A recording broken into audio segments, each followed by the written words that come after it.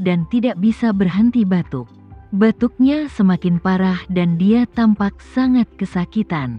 Jadi, begitu masalah ini dilaporkan ke polisi dan polisi terlibat, polisi bisa mengetahui siapa anak buah Alvin hanya dengan memberikan informasi registrasi rumah tangga anak buahnya.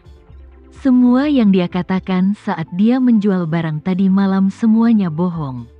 Tentu saja, ia masih punya cara untuk menyelamatkannya, yakni membiarkan sang anak buah langsung mengakui bahwa ia mencuri barang tersebut dari rumah orang asing. Dan kemudian temukan seseorang yang tidak memiliki hubungan dengan anak buahnya untuk berpura-pura menjadi pemiliknya. Namun dalam kasus ini, anak buahnya tersebut sudah tamat, karena ia melakukan tindak pidana pencurian, dan jumlah yang terlibat sangat besar. Terlebih lagi, meskipun demikian, dia mungkin tidak dapat memperolehnya kembali. Karena tidak peduli siapa yang kamu temukan berpura-pura menjadi pemilik Buddha perunggu. Seperti yang baru saja dikatakan Rudy, kamu setidaknya harus bisa menghasilkan beberapa data gambar untuk membuktikan bahwa benda tersebut memang miliknya. Siapapun yang memberitahu polisi bahwa dia kehilangan barang ini harus membuat foto dan video untuk menjelaskan semuanya. Ibaratnya kamu pergi ke kantor polisi untuk melaporkan bahwa anak kamu hilang. Dan katakan bahwa anak ini adalah anak kamu, tapi kamu bahkan tidak dapat menunjukkan foto kamu dan anak tersebut. Bagaimana hal ini dapat dibenarkan? Jika kekacauan ini terus berlanjut dan polisi benar-benar terlibat, keadaan tidak akan terulang kembali. Tapi adiknya juga harus diselidiki. Entah karena pencurian atau penipuan, bagaimanapun dia akan masuk penjara. Bagaimana mungkin sang adik bersedia? Terlebih lagi, meskipun anak buahnya dikatakan berada di bawah kendalinya, dia pada akhirnya adalah orangnya Johan. Jika dia ingin memenjarakan orang-orang Johan, belum lagi sang anak buah setuju atau tidak, anak buah lainnya dan Johan sendiri tidak punya pilihan. Bagaimana kamu bisa setuju? Memikirkan hal ini, dia akhirnya menyadari bahwa kemampuan Rudy untuk mengendalikan situasi jauh lebih kuat dari yang dia kira. Baru pada saat itulah dia menyadari bahwa segala sesuatunya telah berkembang sesuai dengan ritme Rudy sejak anak buahnya masuk ke toko dengan patung Buddha perunggu. Peter adalah ahli dalam menyusun strategi dan perencanaan, dan Alvin, yang mengkamulkan kepintaran dan bantuan orang-orang mulia untuk mencapai puncak, bukanlah tandingannya. Jadi Peter menggunakan triknya, yaitu serangan pengurangan dimensi untuknya. Mengetahui bahwa dia telah menyinggung seorang majikan, Alvin segera membuat keputusan bahwa dia tidak akan pernah terlibat lagi dengan Peter dalam masalah ini. Maka, dia segera mengirimkan pesan kepada anak buahnya, ya dengan benar. Jadi dia berkata dengan nada menyanjung, jika Presidir Harris ingin membalas dendam, ada kemungkinan untuk menjadi presiden yang peduli, dan tidak bermaksud apa-apa lagi. Dia menjawab, saya Gavin. Lalu apa yang kamu lakukan di sini? Dia menyela kata-katanya dan bertanya dengan agresif. Dia berkata dengan tenang, aku dengar kamu sakit, jadi aku datang menemuimu. Putri menatapnya, menggigit bibirnya, dan berbicara dengan tenang, mengapa kamu datang menemuiku? Ada begitu banyak orang di negara A, bisakah kamu menjenguk setiap orang yang sakit? Dia memberikan jawaban tegas padanya, karena kamu adalah putri pemimpin Sandiga, Randy. Kamu seharusnya sudah tahu mengapa aku di sini untuk menemuimu. Karena aku putri pemimpin Sandiga. Putri mengerucutkan bibirnya yang pecah-pecah dan tersenyum lembut. Apakah benar hal itu merupakan masalahnya?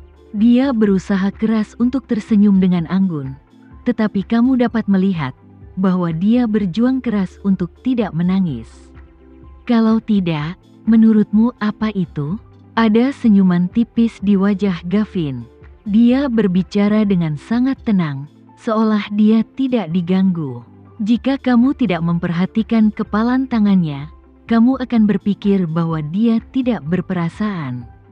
Jadi begitu, putri memberikan jawaban singkat dan menutup matanya.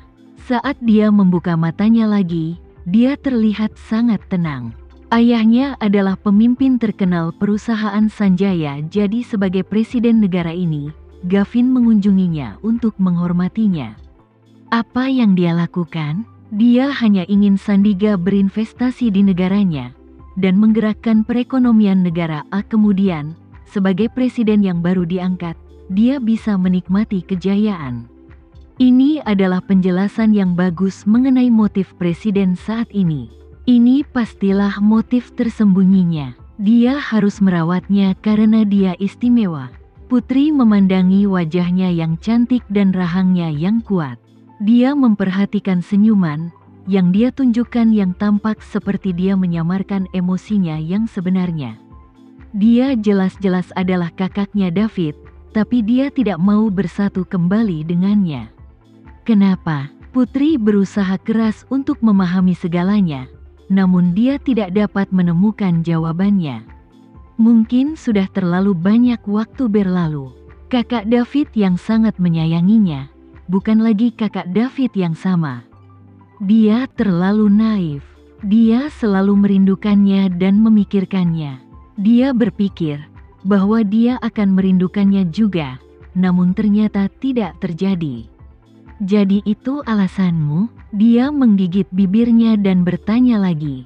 Dia ingin memberinya kesempatan lagi. Ya, jawabnya cepat dan tegas. Saat ini, hati putri sangat tenggelam dan dia merasa seperti kehilangan sebagian dari hatinya. Mungkin itu adalah kepolosan yang dia miliki dulu. Dia begitu gelisah hingga mulai terbatuk-batuk. Sepertinya dia tersedak sesuatu, masih belum mau pergi. Dia tidak ingin pergi, tapi dia harus pergi. Dia melepaskan tangan putri dengan sangat enggan. Begitu dia melepaskannya, putri yang sedang tidur nyenyak tampak ketakutan dan mengulurkan tangan untuk meraih tangannya. Gavin tidak tega membiarkannya tergantung, jadi dia terus memeluknya. Setelah memegang tangannya, wajahnya panik perlahan memudar dan dia tampak tenang.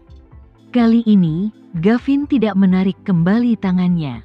Sebaliknya, dia menoleh ke sekretaris dan berkata, "Katakan pada Dimas bahwa saya tidak bisa kembali. Dia bisa melakukan apa yang dia anggap perlu." "Apa? Lakukan sesuai keinginanku? Dia tidak akan kembali." Dimas mengabaikan ketenangannya dan berteriak keras. Meskipun dia tahu bahwa presiden mereka terlalu peduli pada gadis itu, dan dia akan melakukan sesuatu yang tidak terduga, dia tetap terkejut ketika mendengar pesan sekretarisnya. "Ya, Tuan Dimas, itulah yang dikatakan Tuan Presiden." Sekretaris itu tergagap. Dia mengulangi pesan awal Tuan Presiden dan tidak meninggalkan satu kata pun. Dia benar-benar membuatku kesal. Dia hanya bisa marah dan mengumpat keras-keras saat presiden tidak ada. Jika presiden ada di sana, dia hanya bisa diam. Sekretarisnya bertanya, "Tuan Dimas, apa yang harus kita lakukan sekarang?" "Beritahu Nona Saras segera. Katakan padanya bahwa Tuan Presiden tiba-tiba jatuh sakit." Saat ini, Dimas hanya memikirkan satu solusi. "Tuan Presiden sakit?" Sekretaris itu ragu-ragu sejenak sebelum dia segera berkata, "Saya akan segera memberitahunya." Menggunakan penyakit sebagai alasan dapat membantu presiden dalam putaran ini. Ini bisa menahan benteng untuk sementara. Di saat yang sama, situasi putri juga meningkat pesat. Saat dia membuka matanya, dia melihat kakaknya David untuk pertama kalinya. "Siapa kamu?" Putri sangat bersemangat, tapi dia menyembunyikan ekspresinya dengan baik. Dia mengedipkan matanya dan bertanya dengan lemah. Wajah ini adalah wajah yang muncul dalam mimpinya, dan dia menyuruhnya untuk tidak takut. Dia mengatakan bahwa dia adalah saudara laki-lakinya David. Tapi wajah ini adalah wajah presiden negara A. Jadi apakah dia benar-benar kakaknya David? "Oh, kamu sudah bangun." Gavin tidak menjawab pertanyaannya. Aku bertanya padamu, siapa kamu? Dia bersikeras untuk mendapatkan jawabannya. Kita baru saja bertemu kemarin, bukan? Kamu belum mengenaliku? Dia berkata dengan senyum tipis di wajahnya. Putri benci senyumnya. Senyumannya jelas merupakan senyuman palsu, dan dia tidak bisa melihat ketulusannya. Aku akan bertanya lagi, siapa kamu sebenarnya? Dia keras kepala, dan dia bahkan lebih keras kepala dari dia. Ketika dia terbangun, hal pertama yang dia lihat adalah dia. Gavin berusaha keras mencari alasan untuk meyakinkannya bahwa dia hanya mempunyai niat baik.